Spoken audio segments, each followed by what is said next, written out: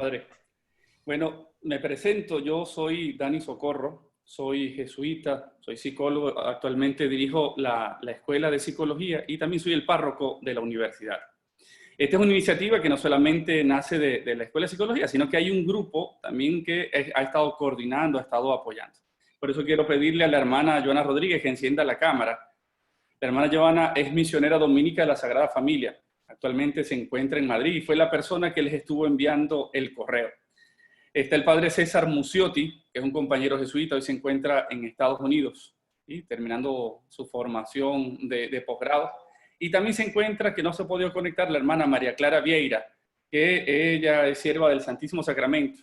Entonces nosotros cuatro un poco nos hemos sentado para ver cómo podemos, desde la universidad, desde esta escuela de psicología, pero sobre todo desde la universidad, cómo podemos generar mecanismos, cómo podemos generar toda una plataforma para contribuir en la formación de nuestra iglesia, ¿no?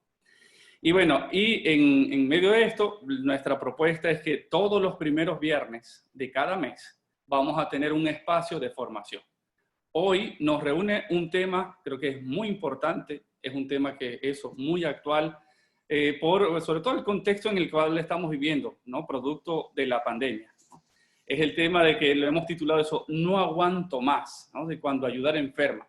Y es todo una variable que se estudia en psicología, en psiquiatría, cómo puedo yo trabajar esta situación personal, que en medio de estar ayudando, en medio de estar dando lo mejor, realmente hay situaciones que no logro manejar y que no me hacen bien, ¿no? Entonces, por ello, para eso hemos invitado a dos personas que muy conocedoras del tema. En eso, alguien que con mucha bendición, con mucha generosidad, ¿sí? Ha querido también colaborar con nosotros. Ella es de la Universidad Pontificia, la Pontificia Universidad de México. Es la maestra, la maestra Grisel Concha, ¿sí? A quien le pedimos por favor encienda la cámara. La maestra Grisel Concha es psicólogo y tiene 2 maestrías. La primera es en consejería y acompañamiento y la segunda en análisis existencial. Actualmente es la coordinadora del Centro de Escuchas RUA de la Universidad Pontificia de México. Y la maestra Grisel tiene también eso, creo que está muy metida en nuestro mundo y que conoce muchas de nuestras profundidades, ¿sí? De muchas de nuestras profundidades de nuestra vida, porque atiende a sacerdotes, atiende a personas de la vida consagrada, también en su quehacer como psicólogo. Junto con ella va a estar con nosotros alguien de Venezuela, compañero de trabajo de acá de la Escuela de Psicología, y es Carlos Alzualde, miembro, reitero, de nuestra escuela. Él es médico psiquiatra y con importante dedicación en las neurociencias. Carlos tiene un doctorado en educación, ha trabajado con personas víctimas de la violencia y con personas desplazadas. También conoce muchas de nuestras profundidades porque también atiende a sacerdotes, atiende a personas de la vida consagrada. Y bueno, incluso a Carlos fue el primero que se le ocurrió cómo poder hacer este webinar con este tema. Entonces, por eso agradecemos a Carlos esta iniciativa que nos ayuda un poco a poder encender estos motores, ¿no? Bueno, entonces vamos a tener, la dinámica será la siguiente. Los panelistas, tanto Grisel como Carlos, van a tener 15 minutos cada uno para darnos esa introducción de lo que va a ser la conversación en este webinar. Luego de la intervención, primero de Grisel, luego de Carlos, vamos entonces a tener la sesión de preguntas y respuestas, y por eso vamos a dedicar un buen tiempo para poder responder a las preguntas que ustedes nos hagan. ¿Cómo nos pueden hacer, por dónde nos pueden hacer las preguntas? Por el chat que tenemos acá mismo en la plataforma Zoom, ¿sí? El chat es un chat privado. Las preguntas que ustedes hagan les van a llegar directamente a la que tenemos como anfitriona, que es la hermana Joana Rodríguez. Ella entonces nos pasa las preguntas, ¿sí? Y vamos a poder hacérselas a ellos dos.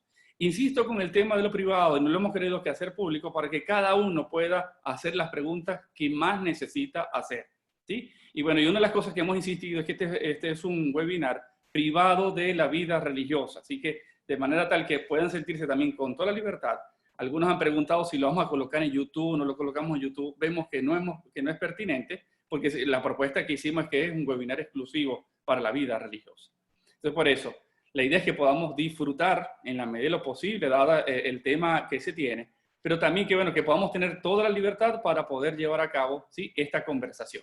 Sí, estaremos, hay un equipo que está recogiendo las preguntas con la cabeza de Joana y, bueno, me la pasan a mí para podérselas hacer a los panelistas, de manera tal que solo las preguntas serán por escrito. No va a ser eso que alguien toma el micrófono y hable, sino para poder reunir más preguntas y podamos responder a todas. Así que, bueno, les agradezco a Grisel, ¿sí?, y a Carlos que vuelvan a encender sus cámaras. Comenzamos con Grisel para que entonces comencemos este webinar que, reitero, creo que va a ser de mucha riqueza. Bienvenidos, muchas gracias y gracias de verdad por aportar a nuestra iglesia. Dos laicos comprometidos, dedicados, pero sobre todo unos laicos que saben estar codo a codo con la vida consagrada, con la vida sacerdotal, porque además de escuchar dan herramientas para que nosotros podamos llevar nuestro ministerio, nuestra experiencia cristiana con la mayor generosidad y con la mayor riqueza. Así que, bueno, muchas gracias y los micrófonos son de ustedes. Muchísimas gracias. Pues muy buenas tardes a todos. Gracias por asistir a este webinar en el cual nosotros queremos compartirles tanto qué es la fatiga por compasión, cuáles son sus síntomas, cómo vamos a irla experienciando y también la vamos a distinguir del síndrome del burnout y vamos también a generar algunas estrategias o compartirles algunas estrategias. El día de hoy me corresponde iniciar y lo primero que quisiera explicarles es que la fatiga por compasión es estudiada posterior al burnout, pero en términos generales, Rothschild nos dice que se puede aplicar a cualquiera que sufre a consecuencia del trabajo que realiza en un servicio de apoyo. Para Ignacio Jarero, ¿no?, investigador mexicano, nos dice que la fatiga por compasión la podemos nosotros definir como el absorber y retener el sufrimiento emocional de otros al interactuar con ellos. Si pudiéramos ponerlo en un contexto un poquito que toque a todo aquel profesional que brinda un servicio de ayuda, a todo aquel que por vocación ayuda y acompaña a otros, podríamos hablar que en este contexto la definición de compasión es un sentimiento de verdad de profunda empatía por el otro que está sufriendo, que además tenemos un fuerte deseo de aliviar el dolor o de resolver las causas de este. Lo vamos planteando así cada vez que yo camino al lado de un hermano, que escucho su vida, que atiendo sus necesidades, que brindo un servicio en un hospital, desde el área administrativa o en atención directa, cuando estoy misionando, cuando participo en un centro de escucha, estoy entrando en contacto con la realidad del otro y aquello que me comparte me va a impactar. Pensar que acompañar el sufrimiento del otro no va a tener ningún impacto en mi persona es el equivalente a creer que puedo entrar en un río y no mojarme. Claro que voy a vivir impactado y es importante que el día de hoy podamos nosotros saber cómo esto va permeando nuestra vida. A mí me corresponde la parte más clínica y por supuesto que Carlos hablará desde las neurociencias, que es muy importante ese conocimiento.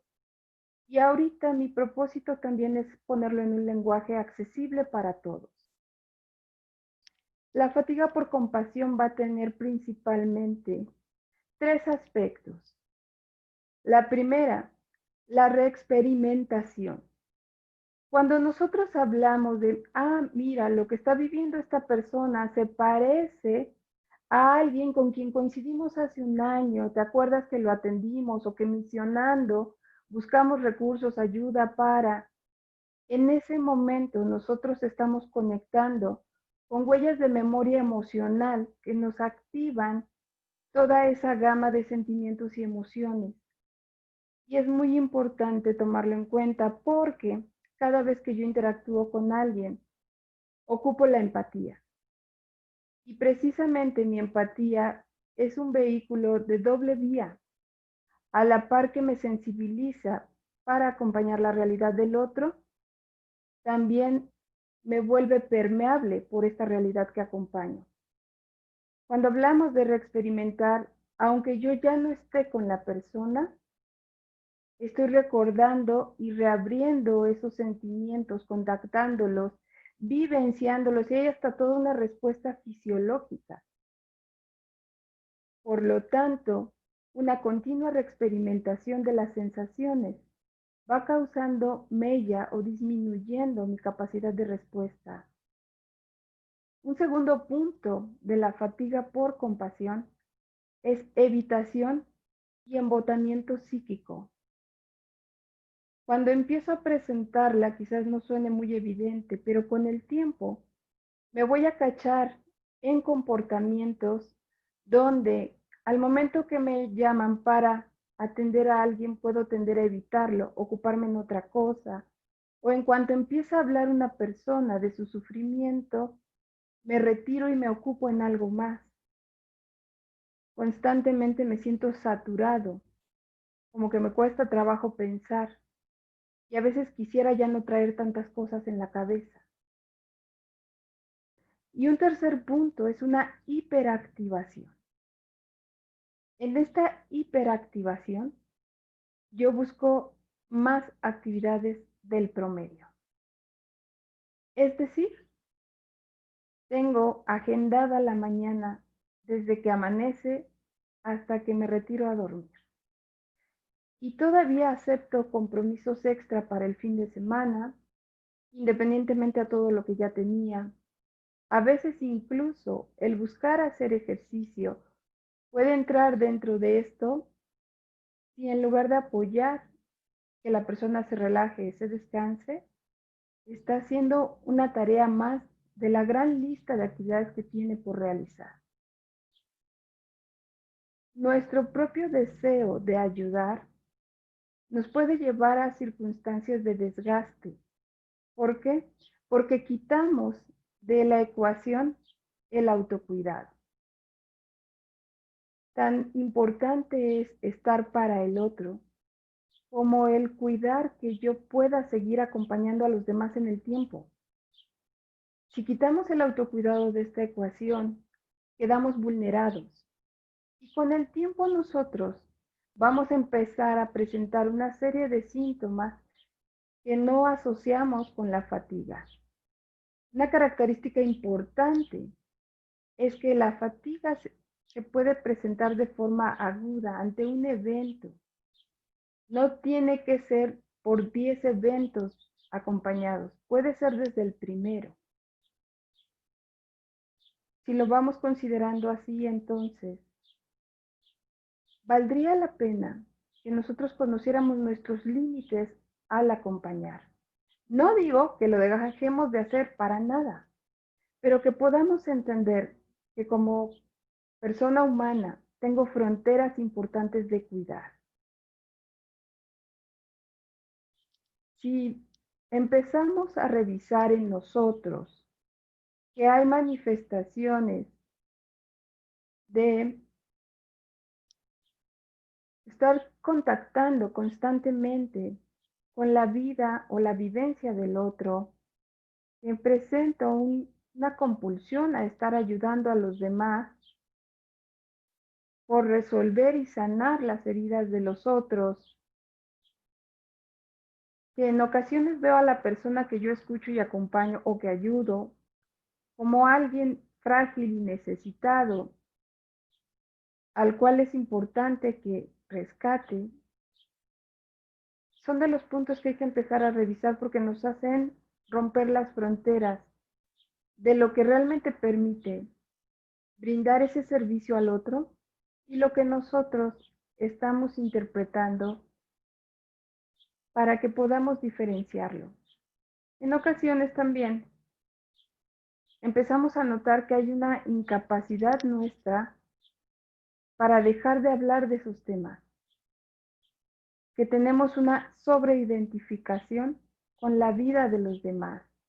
Me quedo preocupada, me quedo pensando en esas personas, me duermo preguntándome cómo ayudarles. Platico a mi comunidad constantemente de las personas que atiendo, que ayudo, pero es el tema de cada día. Es diferente compartir lo que estamos haciendo a que ese sea el único tema del que yo pueda hablar.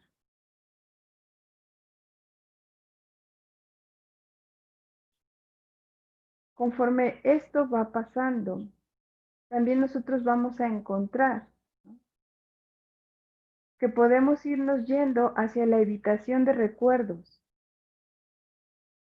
Tratamos de ya no pensar, tratamos de ya no contactar. El trabajo que vamos realizando nos parece frustrante. Pareciera que por más que tratamos de avanzar, nosotros no estamos logrando aportar nada. Empezamos con tendencia al aislamiento social, a alejarnos de los momentos comunitarios, a alejarnos del contacto con las personas, no solo con las que diariamente convivimos, sino que empezamos a faltar a las entrevistas, empezamos también a no llegar a los momentos de oración.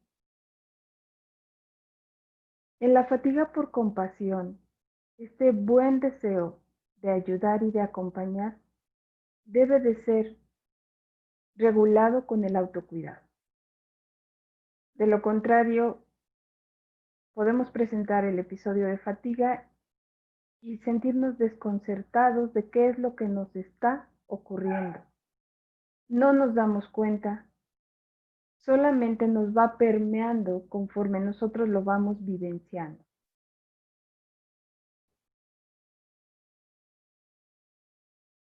Otros síntomas que podemos nosotros ir encontrando es que me percibo como alguien que se está endureciendo, que se está volviendo cada vez irónico, que de repente hago bromas duras sobre lo que el otro está compartiendo, lo que nos está diciendo. Sensaciones de estar abrumado, agotado, harto. Va disminuyendo mi confianza, mi esperanza en el futuro, pérdida de la energía, desesperación, incremento de la irritabilidad.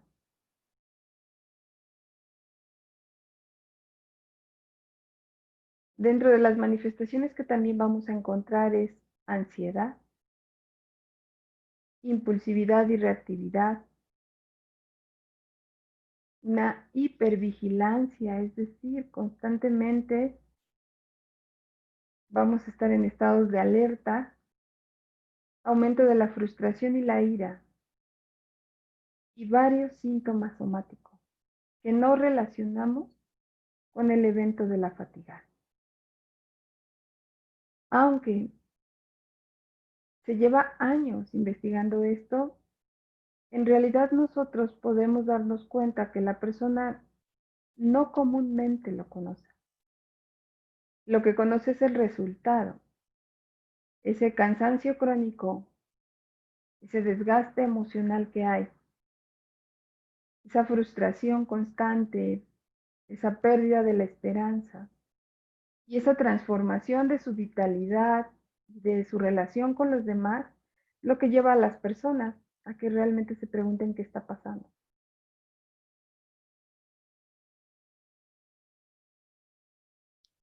Para mí es importante diferenciarlo del burnout por dos cosas.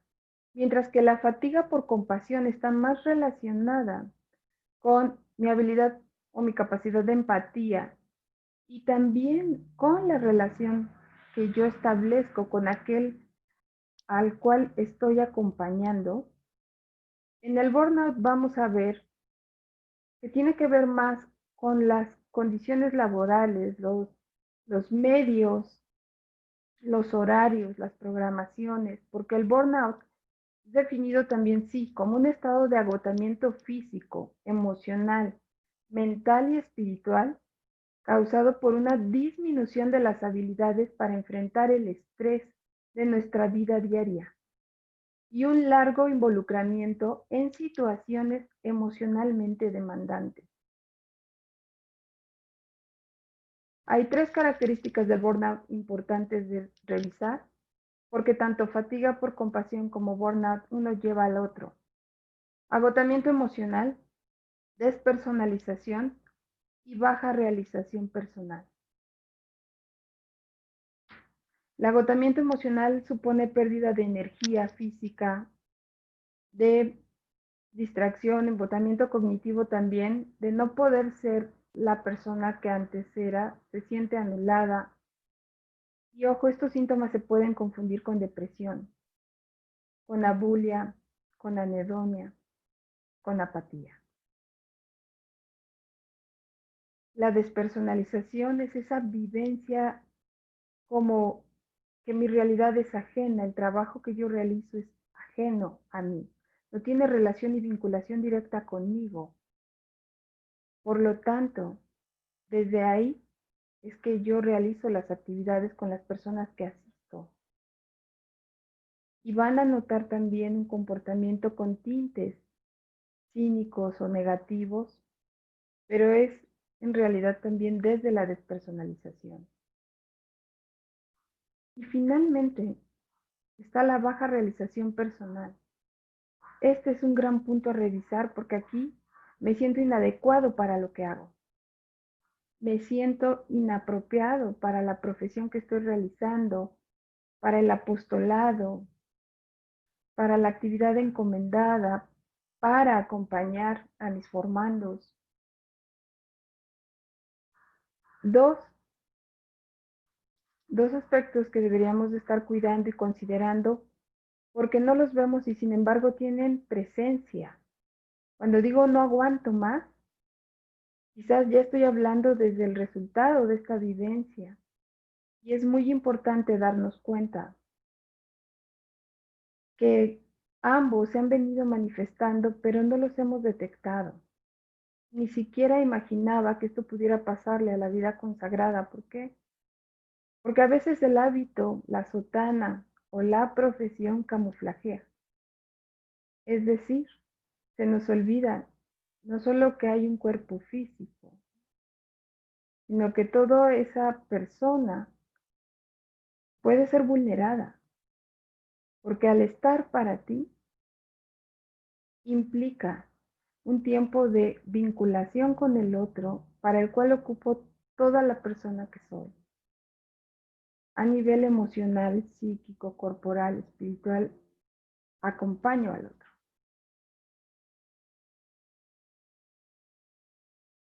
Presentamos estos dos porque hoy tenemos 3 grandes desafíos. 1, cómo acompañar el sufrimiento de las personas. 2, cómo el acompañamiento al sufrimiento me impacta a mí. Y 3, cómo puedo mantener el autocuidado y también la esperanza de que trascenderemos esto.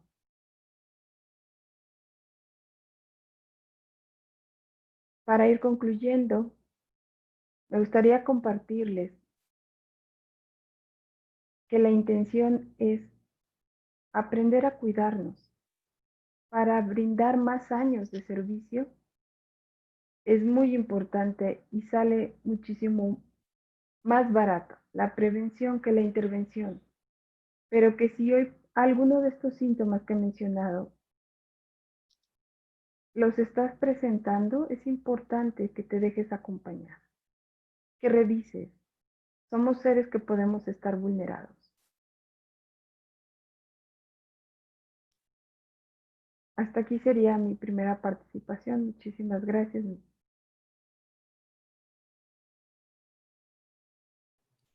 Adelante, Carlos.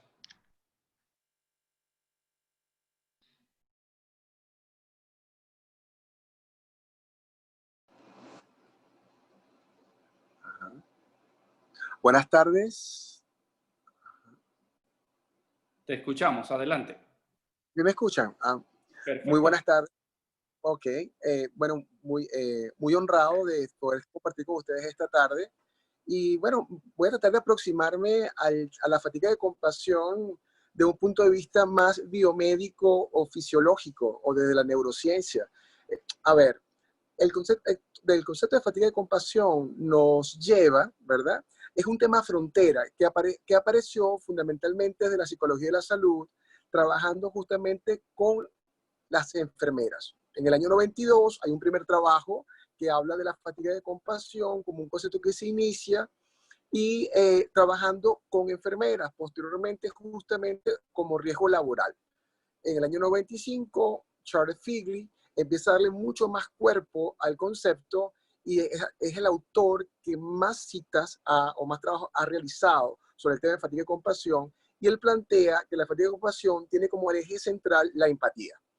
La empatía entonces implica una interrogante desde el punto de vista fisiológico, desde qué cosas van a dar cuenta del fenómeno de la empatía, de la capacidad de vincularme con el otro cognitiva y afectivamente. Eso, bueno, hay modelos que plantean que básicamente hay zonas cerebrales que estarían vinculadas. Por un lado, la corteza frontal, la zona del lóbulo frontal cerebral, y el sistema límbico. Y va a haber una función particular, que es las neuronas espejo o las funciones de espejo.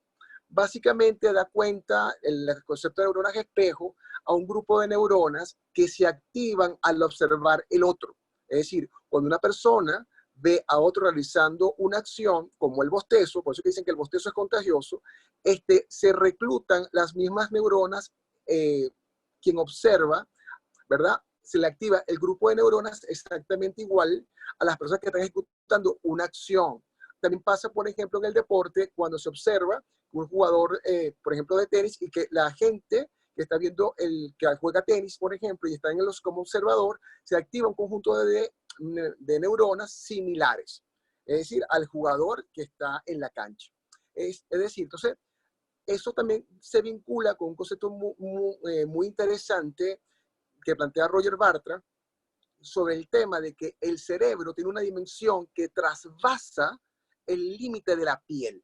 Es decir, que nuestro cerebro funciona más allá del receptáculo o el continente de nuestro cuerpo. Es decir, él plantea que hay un exocerebro, que es el cerebro simbólico, que es el cerebro que se vincula con el cerebro de los demás. Es cómo se da la interacción entre personas. Y entonces allí se rescata el concepto de empatía, en esa función de exocerebro, en la dimensión no orgánica que traspasa la piel, y ahí donde las neuronas espejos cumplirían esa función desde el punto de vista del sustrato neurológico. Sí, tratamos de entender también que la fatiga de compasión, como bien decía Grisel, es un elemento previo al elemento de la fatiga crónica laboral. Es decir, porque viene como decía anteriormente, del concepto de la psicología laboral, pero también viene asociado con dos fenómenos que van cabalgando, que son, por un lado, los fenómenos de trauma psicológico y estrés postraumático, y las personas que trabajan con personas afectadas por trauma psíquico, y por otro lado, el estrés. Y justamente el estrés nos va a permitir acercarnos de un punto de vista fisiológico para entender y distintas posturas para comprender los fenómenos biológicos, orgánicos y psicológicos que ocurren en la fatiga de compasión. Para muchos autores se debe plantear que la fatiga por compasión no es un diagnóstico, sino un estado funcional. Y eso nos permite también vincularlo con el fenómeno de estrés. ¿Qué es el estrés? El estrés es una respuesta estereotipada del organismo ante lo que considera un estímulo que los coloca en riesgo. Eso puede ser desde una percepción directa, real, hasta una situación imaginada o supuesta por la persona. Es decir, que va a elaborar o a percibir que algo le resulta amenazante. Entonces, no solamente es un elemento real, o puede ser un elemento imaginado o un elemento supuesto a futuro que va a hacer que el organismo reaccione. ¿Con qué? Con una señal de activación o de alarma. Una reacción de alarma que prepara el organismo para dos cosas, ya sea para enfrentar o para paralizarse, o el ataque o la huida en la concepción clásica de Selye. Ataque y huida, pero también de paralización, de inmovilización o movimiento. Y eso va a ser lo voy a retomar más adelante para dar cuenta de una teoría que involucra, desde el punto de vista evolutivo, las respuestas de parálisis y movilización.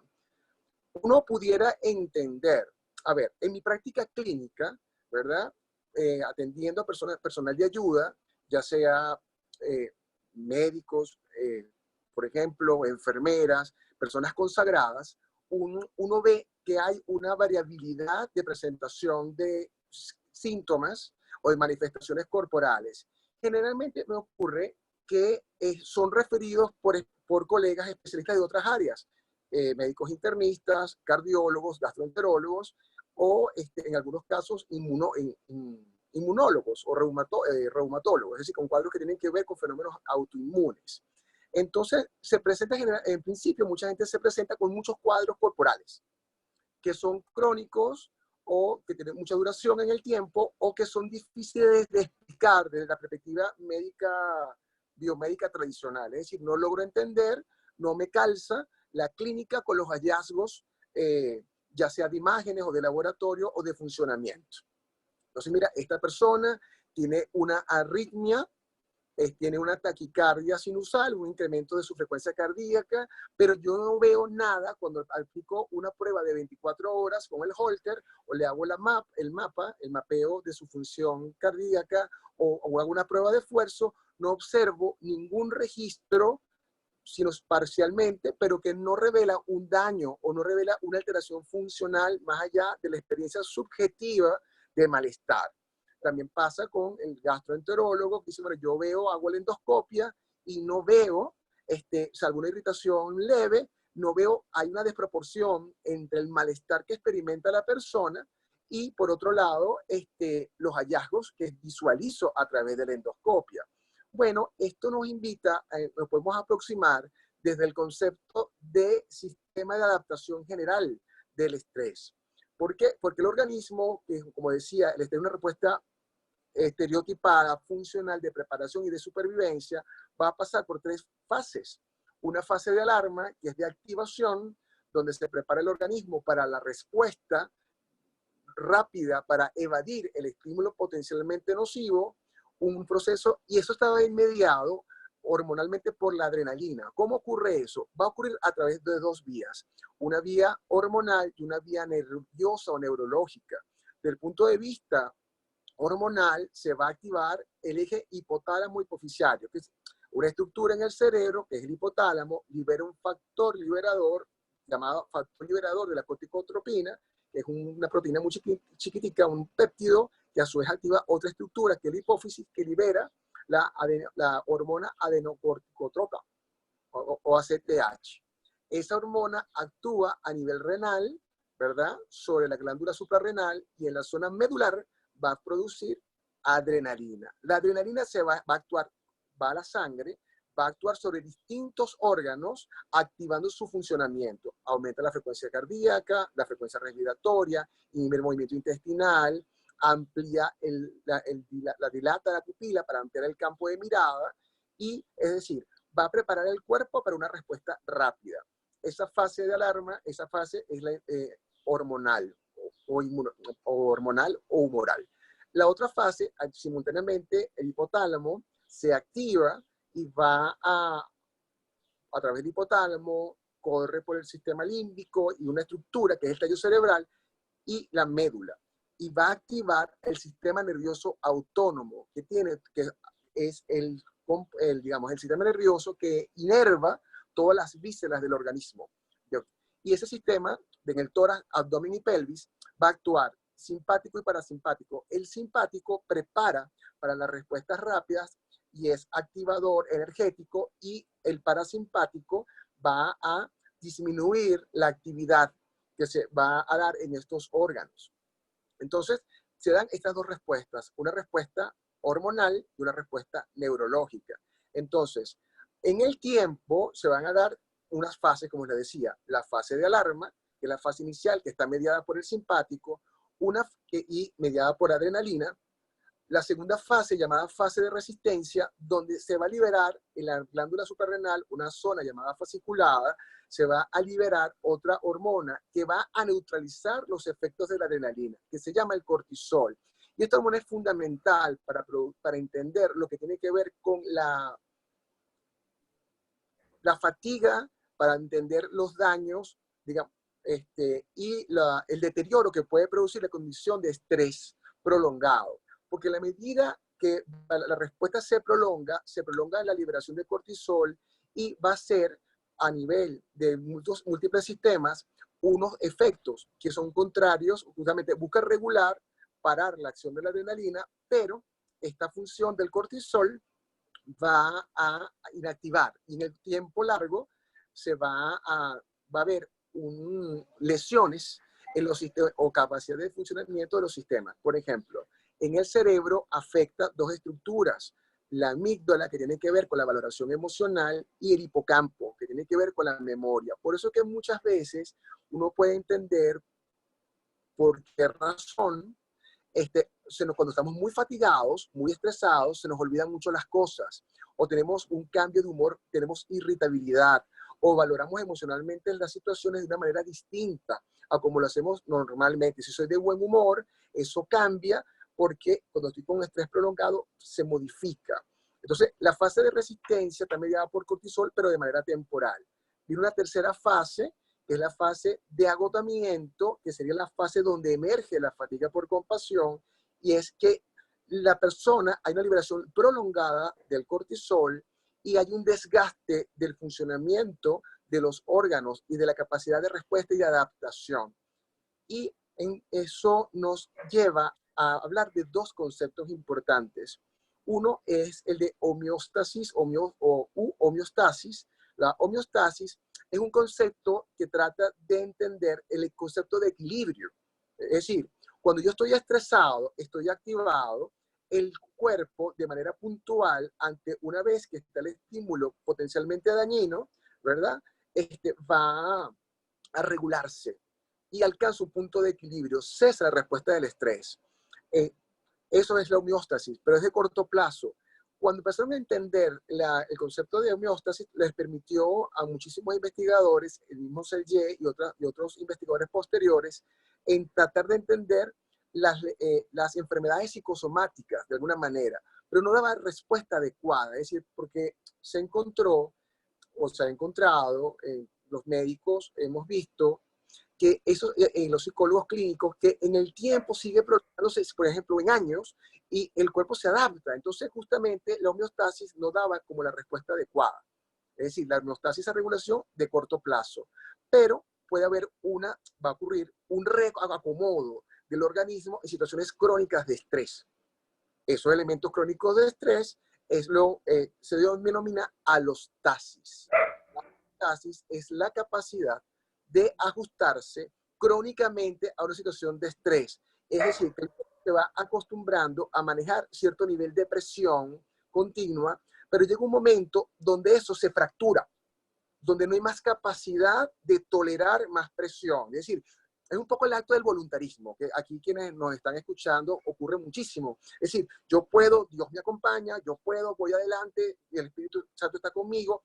Ojo, nadie está cuestionando la espiritualidad.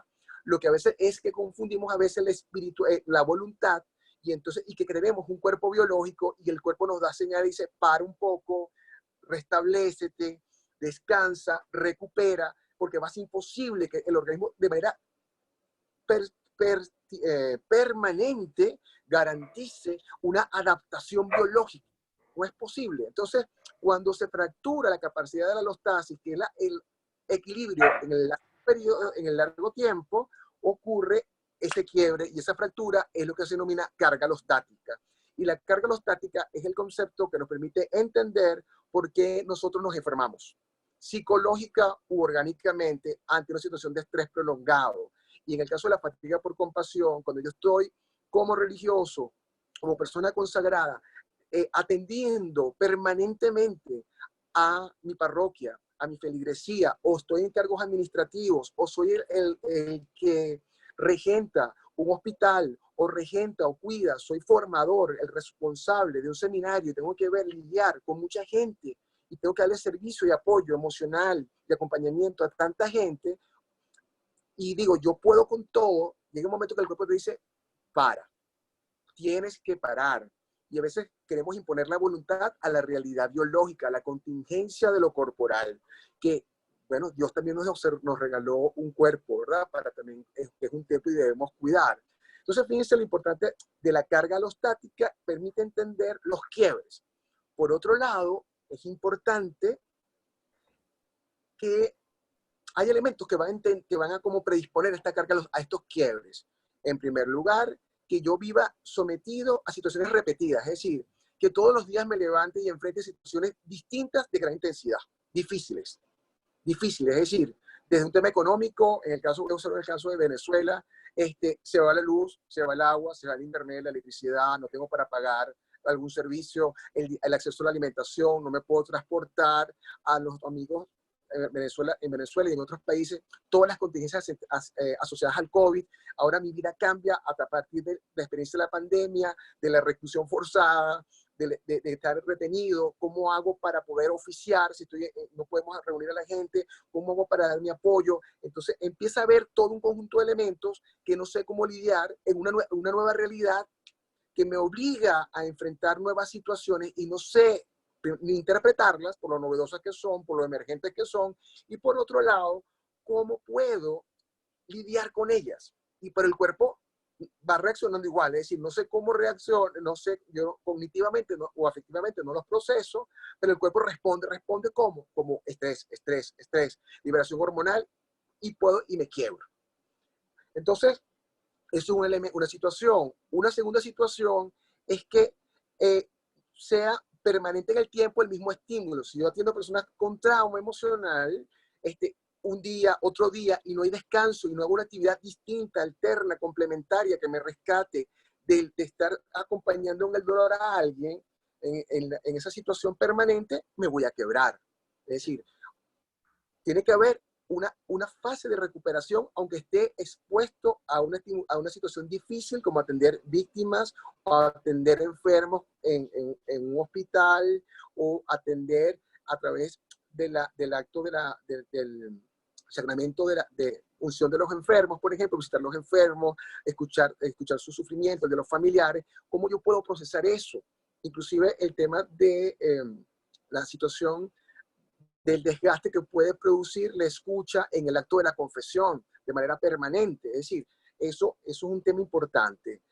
Otra situación es que el cuerpo, hay una parte de mí que esté enferma desde el punto de vista biomédico, o sea, físicamente no funciona, tengo una incapacidad cardíaca, una incapacidad renal, no funciona. Entonces, otro sistema va a tratar de compensar lo que yo no puedo hacer. Y ese es el ejemplo claro de los fenómenos inmunológicos. Es decir, cuando yo por estrés sobrecargo el sistema nervioso, y el sistema nervioso ya autónomo, simpático o parasimpático, y mis funciones de adaptación a nivel del hipotálamo pierden su capacidad de ajuste natural, el sistema inmunológico trata de compensar y se enloquece. Y ese sistema inmunológico se enloquece, se expresa en un conjunto de patologías como los fenómenos reumatoides o las enfermedades autoinmunes, las alergias, ¿verdad? Por un lado, o se activan mecanismos crónicos de dolor, que es un tema importante. Muy asociado a la fatiga está el dolor, los dolores crónicos, los dolores que no son de gran intensidad y no logran disminuirse. Y por otro lado, quisiera hablar, para cerrar, de un nuevo encuentro, de una nueva teoría que plantea que hay dos maneras de enfrentarse evolutivamente. El ser humano desarrolló una función que se llama neurocepción. La neurocepción es la capacidad que tiene el sistema nervioso autónomo, es decir, el visceral, no el central, no el cerebro, sino el sistema nervioso visceral, de comprender cuándo estamos en situación de riesgo o no. Es un poco como entender las corazonadas, las palpitaciones, algo en el estómago me dice que algo va bien o que algo va mal. Es decir, un poco esta teoría se llama teoría polivagal, una teoría bastante novedosa que plantea que uno puede sentir desde las vísceras, un poco va a ser la figura. Desde las vísceras uno puede sentir cuando uno está bien acompañado o uno está en situación de riesgo o amenaza. Y justamente habla de que hay tres respuestas posibles en el ser humano ante las demandas del ambiente. Por un lado estaría la movilización, estaría la parálisis o inmovilización, cuando una situación es de extremo peligro y me va a paralizar. Eso está vinculado con la zona, de punto de vista anatómico, con una estructura que es el nervio vago, la zona dorsal del nervio vago. Después tendría otra capacidad de preparar el organismo ante una respuesta cualquiera de amenaza, pero yo voy a reaccionar atacando o afrontando esa situación, que es el simpático, y todas las respuestas biológicas asociadas al simpático, como explicaba anteriormente, y un elemento muy novedoso, adicionalmente al tema de la ubicación, del asentir con las vísceras, que él dice que este señor Stephen Porges plantea que hay el compromiso social. Es decir, que nosotros estamos preparados evolutivamente como seres humanos para actos de acompañamiento altruistas, conductas prosociales, que se sienten porque tenemos un nervio, la región ventral del vago o nervio décimo par, también se llama décimo par o neumogástrico, que nos prepara a nivel periférico para sentir confort emocional, para sentir empatía. Pero cuando hay un desbalance de situaciones sociales, de interacción social, empezamos a sufrir corporalmente. Eso es lo importante de esa teoría. Es decir, que él plantea que el compromiso y las conductas prosociales se sienten desde las vísceras, por decirlo de alguna manera, pero cuando hay algo en las relaciones sociales, como la empatía exagerada, el compromiso con el otro, en situación de sufrimiento, me puedo enfermar. Entonces, un poco con esto quiero terminar y dar espacio a las preguntas. Muchísimas gracias. Muchas gracias, Carlos. Muchas gracias, Giselle. Ya tenemos unas buenas preguntas por acá. La idea, entonces, eso primero se lo hacemos a Grisel, luego a Carlos, ¿sí? Hay varias preguntas, así que bueno, les invito a los dos a eso poder precisar para poder dar chance a que responder en la mayoría de lo posible a las preguntas que tenemos, ¿sí?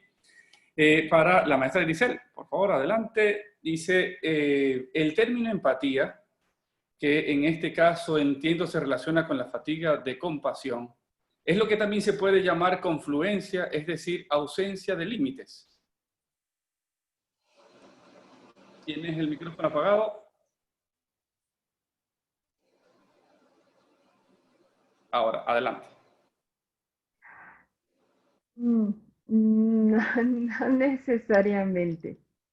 La parte de la que estamos hablando en la fatiga es que la persona deja de percibir cómo le está impactando lo que está realizando. No queremos que deje de usar a la empatía. Lo que queremos es que haga conciencia que la empatía va a tener un impacto en ella y que si efectivamente se mantiene en periodos de exposición prolongada a actividades estresantes y no genera espacios de recuperación, va a acabar desgastada. Lo que Rothschild te dice también en su libro Ayuda para el profesional de la ayuda es que tienes que saber también cuándo estás ocupando la empatía y cómo hay un impacto de la empatía a diferentes niveles de tu persona, por lo tanto es importante la recuperación. Espero haber sido precisa en la respuesta.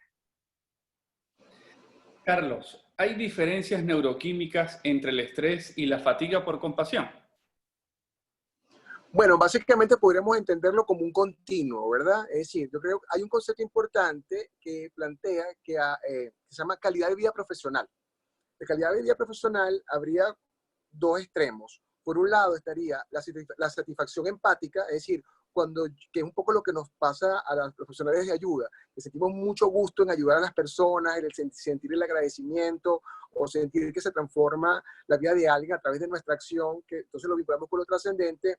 Y por el otro lado estaría la fatiga por compasión, como un primer nivel de estrés. Es decir, yo pudiera asociarlo desde el punto de vista neuroquímico con una respuesta de estrés crónico pequeño. Es lo que anteriormente se denominaba, algunos autores denominan distrés. Es un estrés prolongado, es decir, que químicamente estaría asociado a nivel periférico con liberación de cortisol y con una liberación prolongada de adrenalina. Y a nivel central ocurriría una disminución de la actividad de la serotonina y una hiperactividad de la norepinefrina. ¿Qué significa eso en términos más adecuados, conductuales, más sencillos? Que eso me lleva a tener lo que anteriormente se llama un trastorno mixto, es decir, empiezo a tener síntomas depresivos y síntomas ansiosos. Síntomas que no llegan a ser ni una cosa ni la otra, a alcanzar la categoría de trastorno, sino que tengo rasgos depresivos y rasgos ansiosos porque hay una depresión de la serotonina y un aumento de la actividad de la noradrenalina a nivel central. Maestra Grisel, ¿se nos fue o es que se le apagó la cámara? Aquí está. Tienes el micrófono apagado, maestra. La pregunta dice, ¿cómo prevenir el desarrollar la fatiga por compasión si hay tanta necesidad de ayuda? No, retomando también lo que está compartiendo Carlos, que soltamos o dejamos de considerar que es importante, de verdad, el recuperarnos, el generar espacios para que la persona se recupere. Nosotros trabajamos con un programa de autocuidado. No dejamos de hacer aquello que realizamos, al contrario, es necesario, pero sí generamos relevos y sí generamos chequeos. Es decir, también estamos nosotros recibiendo un monitoreo que nos permita saber nuestros niveles de ansiedad, de estrés. Hacemos un chequeo médico. La mayoría de las personas sueltan el poderse revisar cada 6 meses, cada año. Entiendo que habrá lugares donde el acceso sea complicado, pero es muy, muy importante que nosotros podamos generar un programa de autocuidado para la recuperación. Y puede ir en diferentes áreas, no solamente lo biológico, también a partir de la respiración, de la alimentación, de contactar con aquello que me da satisfacción. Uno de los puntos muy importantes que vulnera a las personas es el sentir que fracasan en aquello que realizan, la frustración constante. Y poder contactar con elementos de satisfacción de logro apoya. Carlos, ¿podrán darme algunas herramientas prácticas para abordar una situación familiar de enfermedad con pacientes psiquiátricos? Bueno, a ver, eso es como muy amplio, ¿no? Yo creo que yo creo que una de las cosas importantes es entender que el tema del estigma, es decir, entender que las enfermedades psiquiátricas son enfermedades corporales también y no enfermedades como de la voluntad. Yo creo que muchas veces hay mucha incomprensión en el contexto familiar o en el contexto comunitario de que, a ver, me pasa con la depresión. Y dice, bueno, ¿por qué lo va a medicar si se requiere? ¿No? Hay unos criterios clínicos para indicar un antidepresivo, por ejemplo. Dice, yo no quiero que me medique porque yo soy una persona que creo mucho en Dios, ya sea un religioso, una persona, un paciente, una persona que acude a la consulta. Entonces se niegan la posibilidad de entender que la depresión es una enfermedad como cualquier otra que requiere de una atención con apoyo farmacológico, si es el caso, si hay un trastorno del sueño, por ejemplo, o en el caso de trastornos más severos como los trastornos bipolares o la esquizofrenia. Entonces, lo primero es deslastrarnos del tema de que es inadecuado entenderlo como una enfermedad que requiere un apoyo como cualquier otra patología y que se quite ese estigma y ese concepto que es como un acto voluntario. Maestra, ¿cómo promover el autocuidado cuando en las comunidades contamos con un número reducido de cuidadores laicos y aún de religiosas, situación que se ha incrementado en esta etapa de pandemia? ¿Tienes el micrófono apagado, Grisel? Ahora, adelante. Creo que ese es el gran reto que tenemos y es importante saber que no hay una sola respuesta. Y también que podamos ver, cuando yo estoy desgastado, uno de los pensamientos que tengo es que dar tiempo al autocuidado es perder la oportunidad de ayudar a alguien más. Y lo que tenemos que cambiar también es esa visión. Sabemos que hay pocos y sabemos que habrá que generar una red de apoyo y negociar los relevos. ¿Por qué? Porque si yo considero que si me retiro 2 horas para recuperarme, eso deja sin servicio de atención a alguien y es gravísimo, piénsenlo ahora así, desde acá. ¿Y si ya no estuviera? Si no le invertimos a generar esos espacios de recuperación, puede que entonces prescindamos de la persona por más tiempo. Y también que desde la voz del cansancio no hay opciones. Mi pensamiento se cierra y entonces la capacidad de analizar estratégicamente cómo generar esa red de apoyo se ve disminuida. Por eso en ocasiones se pide también Un tercero que vea la perspectiva desde afuera y que pueda analizar la circunstancia, porque quien está involucrado está conectado con el otro y eso disminuye su capacidad reflexiva para analizar la situación. Carlos, ¿qué elementos sanadores podemos incluir en nuestra rutina para ir disminuyendo nuestra fatiga? Bueno, hay varios elementos, ¿no? Hay un tema, el tema de el autocuidado, el manejo de las cargas laborales, tal cual como está diciendo Grisel, tener pausas programadas, tener un supervisor, es decir, yo tengo alguien que me supervise un poco para compartir la experiencia y encuentro entre colegas como una estrategia de autocuidado. Por otro lado, estarían los de tipo biológico, de poder comer, de poder dormir. Yo me voy a permitir decir que a veces mis pacientes religiosos les cuesta mucho seguir el tema del cuidado biológico, es decir, de tener ritmos adecuados de alimentación o de temas de sueño. Es decir, creo que es importante entender que si uno no se cuida biológicamente, es imposible que uno pueda rendir en el tema del trabajo. Y por otro lado está el tema de tener espacios alternos, espacios recreativos, espacios donde yo pueda dedicarme a una actividad que me plazca, cocinar, dibujar, poder compartir mi proceso personal, de disfrute, lo cual me va a generar tranquilidad y serenidad. Maestra Grisel, ¿cómo saber si nuestro propio deseo de cuidar puede afectar al otro y a nosotros mismos?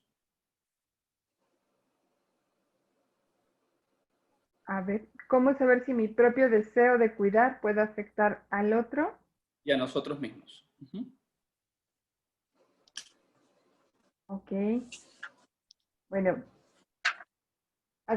relacionándolo con nuestra temática, cuando yo no tengo una conciencia de en qué condiciones me encuentro, tanto física, psicológica, emocionalmente, para cuidar al otro, probablemente pierda de perspectiva algunas circunstancias. Es importante el contacto conmigo, la conciencia de qué condiciones estoy, si soy yo quien puede cuidar al otro, si tengo las condiciones físicas para cuidar al otro y también la claridad para estar con el otro, porque cuidar al otro implica un compromiso y una vinculación. ¿Sí? Uno, dos, un monitoreo también de mi estado de relación con el otro, porque puedo tener la disposición, pero no sé si realmente sea yo la mejor persona para cuidar al otro. Sería uno de los puntos. Y puedo retomar un poquito también de sugerencia o me espero al final. Adelante. Gracias. Sí, sí. Recuperando también lo que mencionaba Carlos, una de las prácticas que se sugiere para ir atendiendo la fatiga o prevenirla es que las personas puedan generar diálogos de cierre de cada día. Si están en un lugar de una pequeña comunidad de 2, de 3 personas, nadie se retira a descansar sin poder dialogar por un periodo de 30 minutos en qué condiciones están y cómo se retiran. Darle voz a toda la carga emocional que tuvieron durante el día no es sesión terapéutica, pero el poder compartir lo que hicimos, cómo lo hicimos y cómo nos sentimos, también descarga a la persona de lo que está viviendo y le permite retirarse a un descanso sin llegar como todavía en la sintonía de lo que estuvo viviendo. Gracias. Carlos, ¿cuáles son las relaciones entre la simpatía, empatía y las neuronas espejo? Bueno, eso es una cosa en pleno, digamos, en pleno desarrollo. Es decir, pareciera que somos empáticos y se pudo entender a partir de que hay un conjunto de neuronas de espejo en la región de la ínsula, que es la cara interna del lóbulo temporal, porque estudiando justamente personas autistas. En los autistas, justamente cuando hicieron evaluación, una de las cosas de que carecían en resonancias magnéticas funcionales era de la activación, de la presencia de neuronas de activación de especular o neuronas espejo, y por eso que podría explicar la falta de empatía o simpatía. Es decir, entonces, sería el sustrato, uno de los sustratos biológicos de la empatía sería la ubicación de neuronas espejo. básicamente en 3 áreas. En la cara interna del lóbulo temporal o ínsula, en la zona orbital prefrontal y en parte del lóbulo parietal. En una zona de conexión con el lóbulo temporal habría otra zona de neuronas espejo que explicaría como el sustrato neurológico de la empatía emocional. Grisel, lo que podemos estar llamando empatía puede también estar encubriendo otras necesidades del ayudador. Ok. Puede estar encubriendo necesidades del ayudador, es decir, que nosotros ocupemos el término empatía para actuar, para satisfacer necesidades propias. Me queda un poquito de duda bien desde dónde estás realizando la pregunta. Porque finalmente la empatía nos conectaría con el otro para ser sensibles a su experiencia, no para gratificarme yo, no para reconocerme yo. Entonces, me queda un poquito de duda bien por dónde viene la pregunta. Okay. Carlos, ¿tú alguna cosa? Bueno, yo la podría duda? decir, sí, bueno, fíjate, yo creo que, a ver, siempre puede haber esa dualidad cuando ayudamos, desde dónde ayudamos, es decir, si realmente es una conducta altruista o yo busco de recuperar parte, de sanar una parte de mí. Lo he visto, por ejemplo, personas que han perdido familiares con cáncer. Justamente al estar ayudando en estas asociaciones que han perdido, por ejemplo, sobre todo lo he visto en madres, que han perdido hijos por cáncer, estas madres están en asociaciones de niños con cáncer y atención o niños con VIH y han perdido ese niño y ven de alguna manera en los niños que ayudan a su propio hijo que no pudieron rescatar. Es decir, y eso tiene un efecto terapéutico. Bueno, sí, de alguna manera eso las consuela. Es éticamente una acción realmente altruista, una acción egoísta. Bueno, eso tendría como otra dimensión, pero de alguna manera sí, de alguna manera las personas recuperan, sanan su propia herida al ayudar a otros en una situación similar.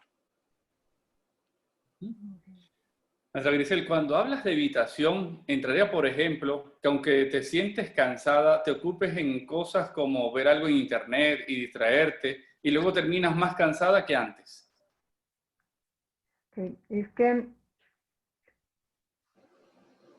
si yo ocupo las actividades para no contactar con el dolor, para no revisar cómo estoy, para no atender mis necesidades, yo estaría evitando. También es cierto que hay una falsa idea de cómo descansar y recuperarse. Las personas piensan que descansan siguiendo actividades o manteniéndose en actividades. Hay un punto en donde el descanso es solo eso, pausar. Y nos resistimos a un pausar. Cuando cachamos que yo realizo actividades para no soltarme, si es evitación.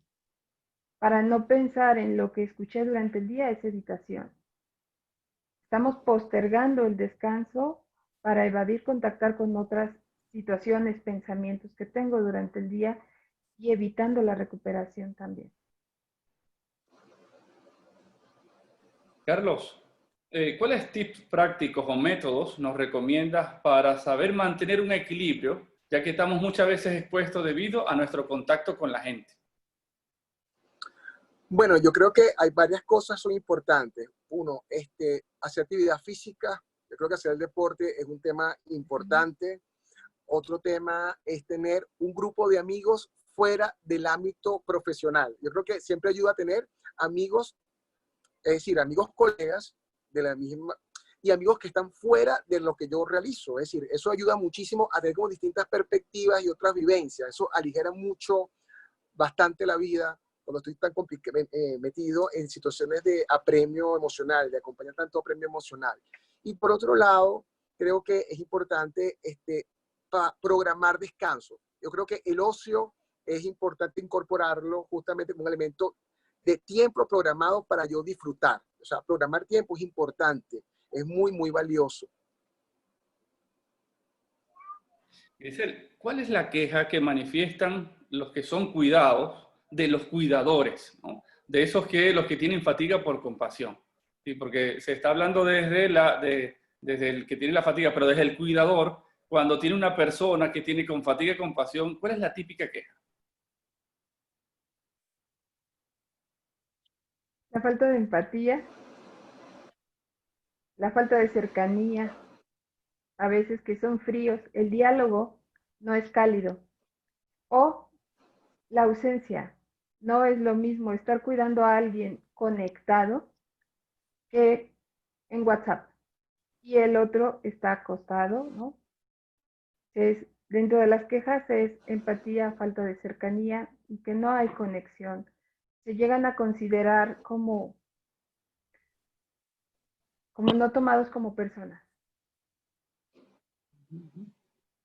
sino como el que cuido, lo que cuido, pero no personas. Carlos, ¿cómo ayudar a las hermanas jóvenes para brindarle estos espacios de recuperación, ya que manejamos que ellas tienen más capacidad para aguantar y ponen aguantar entre comillas? Bueno, eso es importante, porque eso es importante. Bueno, todas las personas son muy valiosas, pero a mí me gusta en particular con los jóvenes. Cuando me ha tocado atender personas en formación, que se tiene justamente, hay una energía que los protege, es decir, que le dan mayor carga laboral por la edad, es decir, bueno, tiene mayor capacidad de trabajo, mayor capacidad de resistencia. Bueno, eso depende. Hay un factor importantísimo acá, es que si esa persona joven ha estado expuesto a situaciones dolorosas previas en su vida personal, eso sirve como un factor predictor. Si esa persona es joven, aparte de la energía propia que le da la edad, ¿verdad? Hay una situación previa que es, si tiene episodios previos dolorosos, traumáticos, su historia personal, cómo ha sido su historia familiar, cómo es el ambiente laboral. Es decir, también es cierto que yo puedo, tengo capacidad de aguante en tanto tengo un clima laboral armonioso. Pero si yo tengo un clima laboral donde hay mucha tensión y dificultades de comunicación y pesado, mi capacidad de aguante va a ser menor. Entonces creo que esas tres variables son importantes. La historia personal, si la persona está expuesta a situaciones dolorosas, traumáticas, su historia familiar o el ambiente familiar, donde reside, donde vive, y el clima laboral, donde trabaja su misión, cómo se vive la experiencia. Giselle, ¿cuál es el típico sufrimiento que más le ha tocado atender? El típico sufrimiento en sacerdotes, en religiosos, por lo que aparece acá. Ok.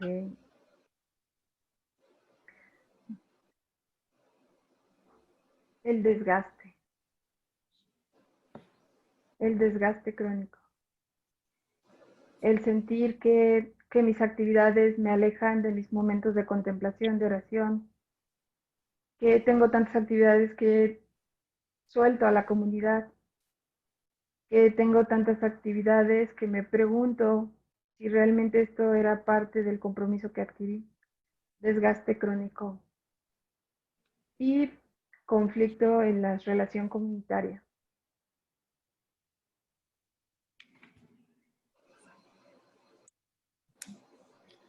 Carlos, ¿cómo identificar el momento exacto en el que es bueno acceder a ayuda externa porque se me agota la autoayuda?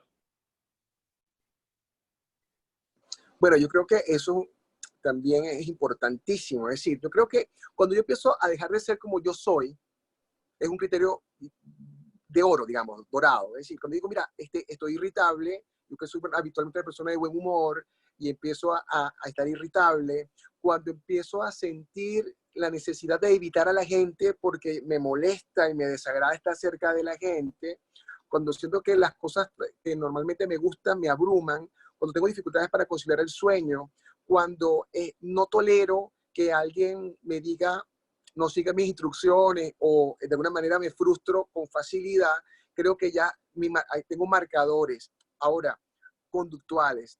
También puedo experimentarlo desde el punto de vista biológico cuando empiezo a sentir dolor en distintas partes del cuerpo y voy al médico y no logro andar con eso que causa ese dolor, cuando empiezo a tener reacciones de dificultad para molestias al alimentarme, cuando empiezo a sentir una reacción alérgica o migrañas, eventos de migrañas repetidos.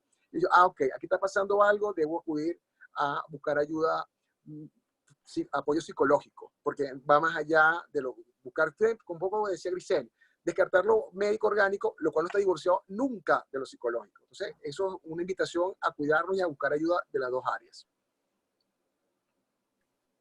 Grisel, ¿cuáles son los típicos autoengaños en las personas con fatiga por compasión? Que lo que me falta es disciplina, que lo que necesito es trabajar más en mi voluntad para poder realizar las cosas, que en realidad no necesito ayuda, solamente necesito organizarme, prepararme. Y uno más es que, pues esto no me debería de estar pasando a mí, ¿no? Porque me confío y me apoyo en el Señor. ¿Y por qué me siento tan vulnerable? ¿O por qué me siento tan agotado, tan desesperanzado? Principalmente. Carlos, ¿cuál es el tipo de acontecimiento o tipo de trabajo más común en la vida religiosa y sacerdotal que dispara la fatiga por compasión? Bueno, yo he visto depende de cada personalidad, cada persona, pero digamos que el más común, una de las cosas que abruma mucho a los sacerdotes, en mi experiencia, es el tema del acompañamiento con la enfermedad. Eso es un tema importante, el tema de acompañar a los familiares, la unción de los enfermos, la visita a los enfermos, es un tema que los carga mucho, porque además se quieren comprometer no solamente en ese apoyo espiritual, sino tratar de ayudar a resolver la situación. Es decir, eso es un tema importante. El otro tema es la vida pastoral interna, es decir, la convivencia con las distintas pastorales, con la comunidad que hace vida dentro de la iglesia, con los distintos grupos, la pastoral juvenil, la pastoral social, la pastoral litúrgica, es decir, cuando empezó el tema del conflicto interno con los laicos, eso es un tema que genera un gran desgaste en los religiosos, es decir, cómo yo puedo cómo vivir en armonía con los laicos, porque es complicado, pues. Los laicos no me entienden a mí y los laicos tienen como, yo siempre digo que la vida religiosa es socialmente muy exigida, es decir, la gente tiene unas expectativas con la vida, con los religiosos y religiosas, como que no tienen necesidades materiales, de descanso, de alimentación, que siempre tienen que estar dispuestos y siempre tienen que estar en el rol de religioso, es decir, no hay un espacio donde la persona se puede distender y eso, donde puede ser persona y no ocupar el rol, entonces vive como muy perseguido por la comunidad. Es decir, claro, eso se ve mucho más en pueblos, es decir, entre más pequeño sea, mucho más expuesto está el sacerdote o la religiosa al examen público continuo, porque además son unas figuras públicas. Entonces, lidiar con el tema de ejercer liderazgo público, porque, a ver, los políticos empiezan a sentir cierta rivalidad con los religiosos, dependiendo la vida comunitaria que hagan.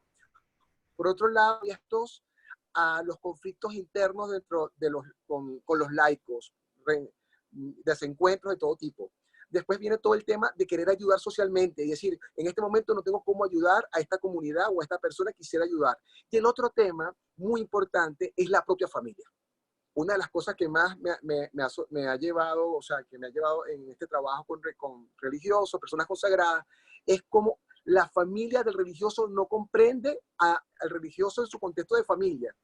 Es decir, que sigue siendo un hijo, o sigue siendo un hermano, o es el cuñado de alguien, o la cuñada de alguien. Es decir, como cuesta mucho entender eso. Entonces creo que eso genera mucha incomodidad emocional en los religiosos. Es decir, cómo trabajar la tensión que existe entre el autocuidado y atender el dolor y la soledad de la gente en medio de esta pandemia. Es importante romper una creencia que vulnera, ¿sí?, al que está atendiendo al otro. Y es que el otro necesita más que yo.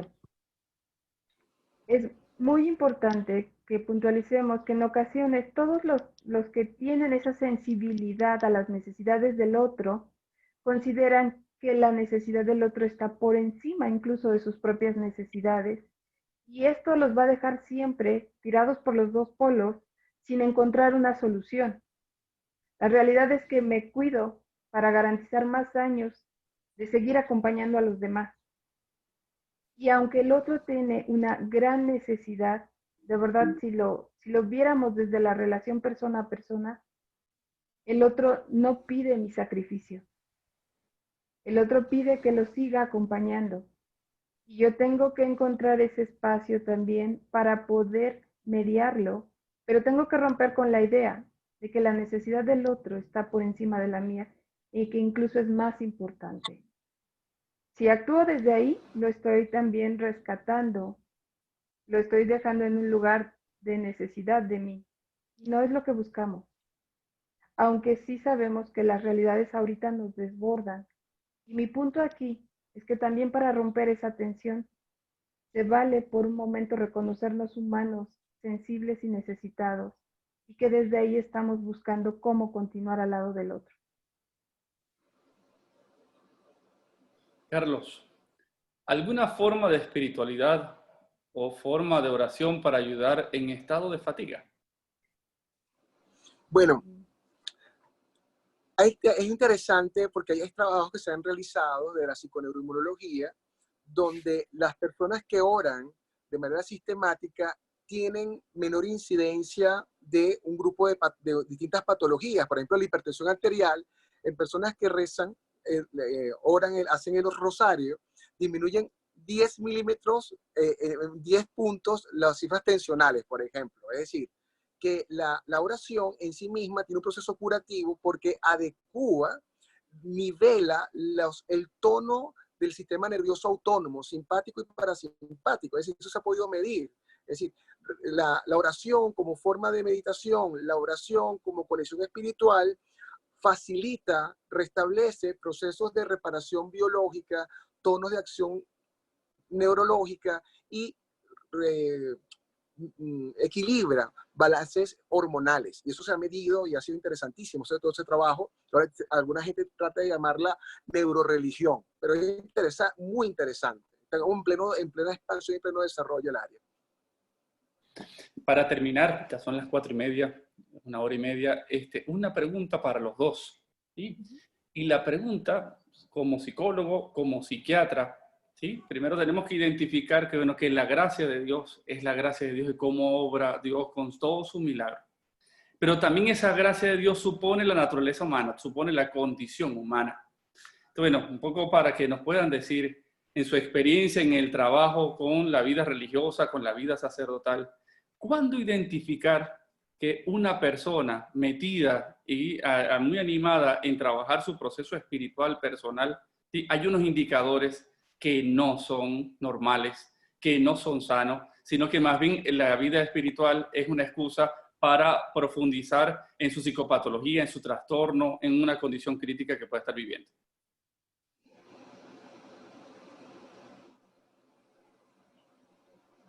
Adelante, Grisel.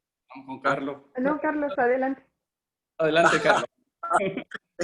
Bueno, esa pregunta es una papa caliente, ¿no? Pero sí, no, me parece muy pertinente porque me ha tocado evaluar personas con rasgos psicopáticos francos que usan justamente la coartada de la vida religiosa como para no asumir posturas. Me ha tocado desde ver como una persona, una orientación sexual determinada, para que su familia no confrontar su orientación sexual, se oculta, por decirlo de alguna manera, en una vida religiosa que tampoco sigue. Es decir, más bien tiene una vida dispendiosa, sin guardar justamente el resguardo de su vida sexual, por decirlo de alguna manera, desordenada, frenética. Entonces dice, no, pero yo estoy en los caminos del Señor, yo tengo una vida totalmente desenfrenada.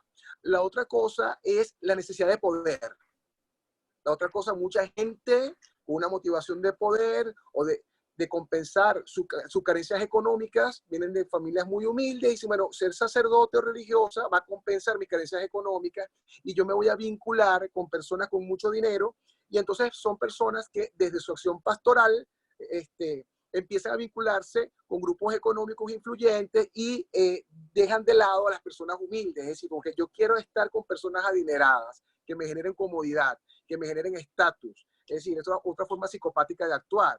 Otro elemento es cuando le tengo miedo a la vida, es decir, yo no tengo capacidad de afrontar la vida, tengo mucho miedo a la vida y le tengo miedo a ejercer una profesión o ser responsable de una familia, me oculto, no es que decido, es que quiero tomar ahí resaltar, no es que decido, es que yo me oculto, no tengo la fortaleza, vivo con temor a afrontar la realidad y digo, bueno, me tomo la vía religiosa como una vía de escape para que me protejan y me cuiden y yo no tener que afrontar la vida con pasos propios. Creo que por ahí es lo que me ha tocado vivenciar hasta el momento, ¿no? Pero sí, hay mucha gente con rasgos psicopáticos que usa la vida religiosa como coartada para poder tener la posibilidad de vivir. Grisel, ¿quisieras agregar algo? Complementando un poco y recapitulando, Carlos, cuando hago de mi consagración medio utilitario, o sea, cuando en realidad es desde un sentido utilitario el que yo entré, el que yo me estoy relacionando con mi comunidad, también cuando genero una disfuncionalidad de la comunidad, que transgredo las normas, que no me subordino, pero no argumentado, en realidad para precisamente yo poder generar las líneas de autoridad que decido, y cuando busco la complicidad en la incongruencia. Es decir, si todos lo hacemos, entonces nadie tiene que comunicarlo porque todos estamos actuando lo mismo, ¿no? Entonces es una manera muy perversa también de romper la comunidad. Sería lo que podría complementar. Gracias realmente por esa valentía de parte de los dos. Es una pregunta que es dura, es una pregunta que tiene mucha tela que cortar y es parte de la pregunta que para el próximo 7 de agosto vamos a discutir en el webinar para religiosos.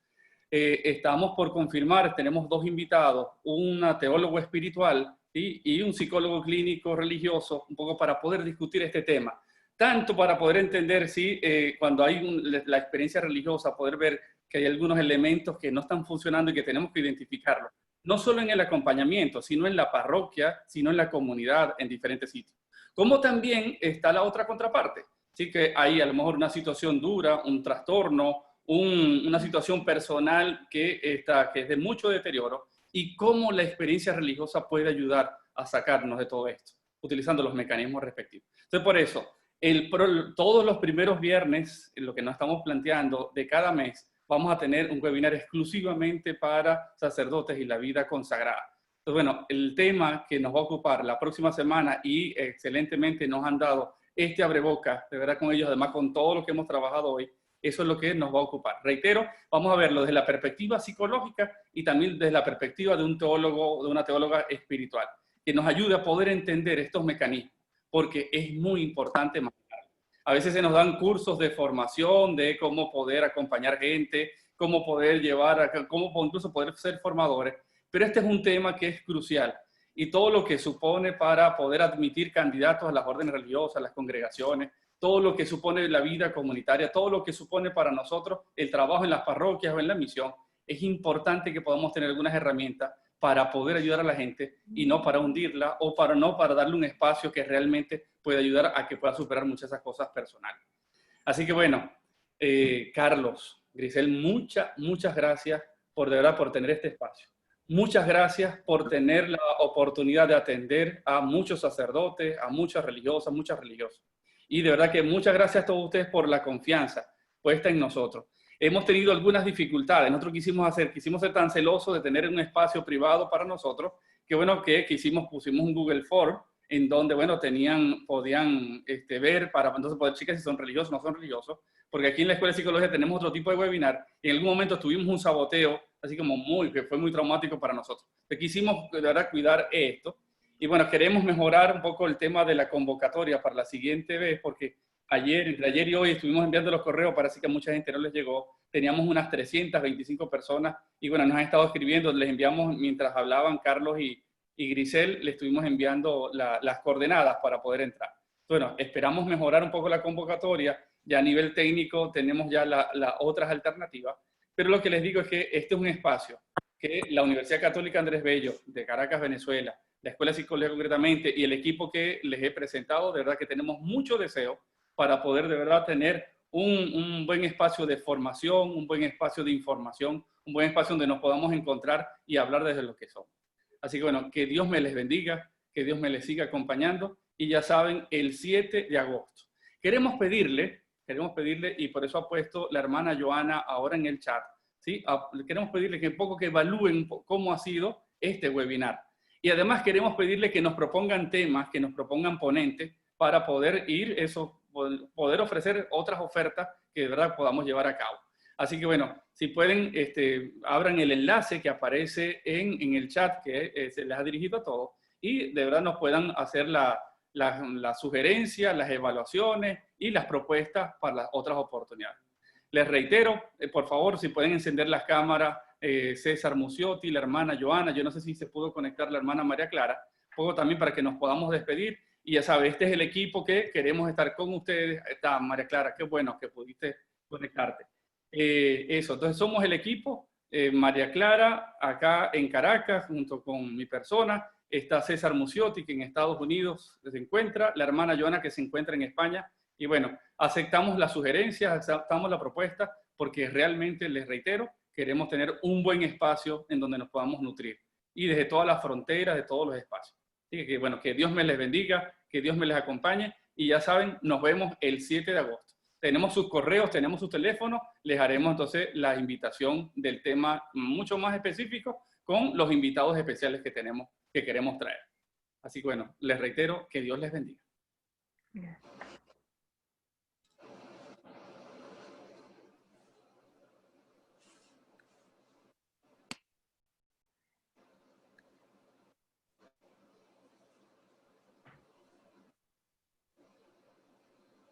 Saludos, por allá nos dan.